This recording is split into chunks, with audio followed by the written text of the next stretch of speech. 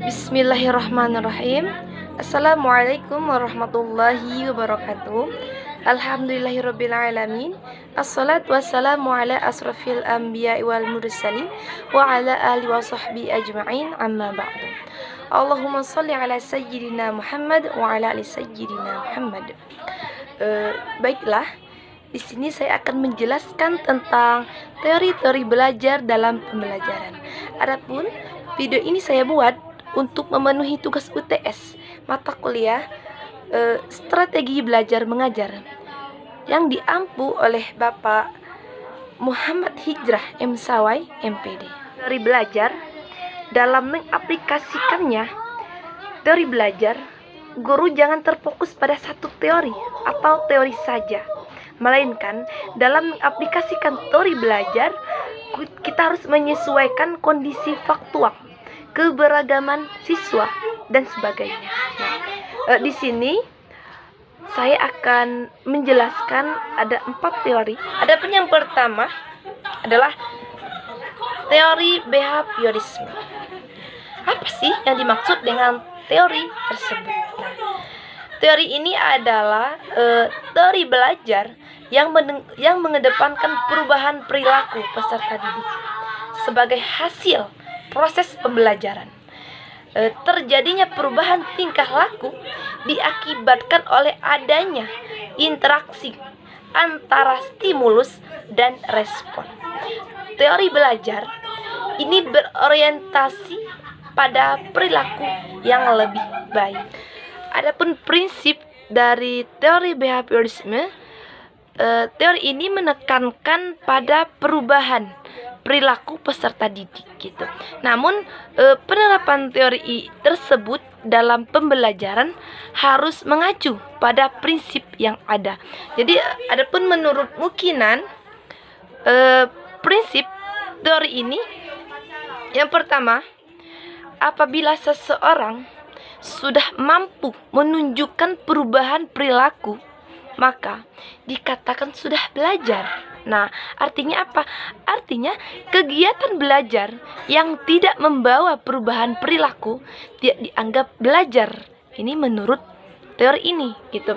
Adapun ciri-ciri dari teori belajar behaviorisme adalah yang pertama, mengutamakan pengaruh lingkungan gitu. Yang kedua, menganggap latihan itu adalah hal yang penting dalam proses pembelajaran gitu. Adapun contoh dalam penerapan teori belajar behaviorisme, yang pertama, selama mengajar guru banyak memberikan contoh berupa instruksi gitu. Contoh yang kedua, guru lebih aktif memberikan latihan agar terbentuk kebiasaan yang diinginkan gitu. Adapun yang kedua yaitu teori kognitivisme gitu.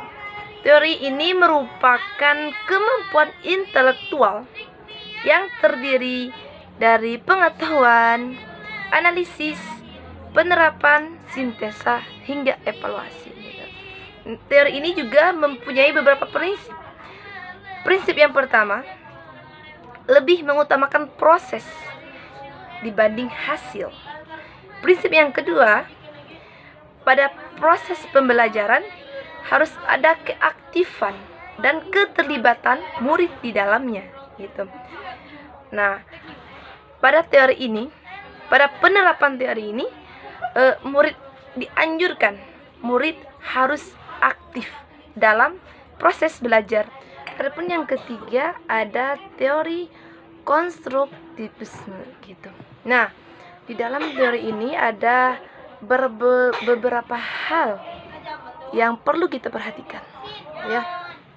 Yang pertama, teori ini mengutamakan pembelajaran yang bersifat nyata dalam konteks relevan gitu. Dan yang kedua, teori ini lebih mengutamakan proses, yaitu teori humanistik ya. Teori ini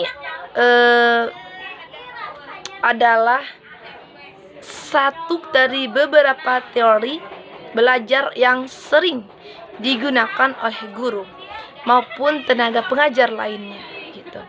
Nah, secara garis besar, teori belajar humanistik adalah teori belajar yang bertujuan menghasilkan hal baik bagi kemanusiaan supaya bisa mencapai aktualisasi diri dan membuat orang mampu mengenali diri sendiri gitu.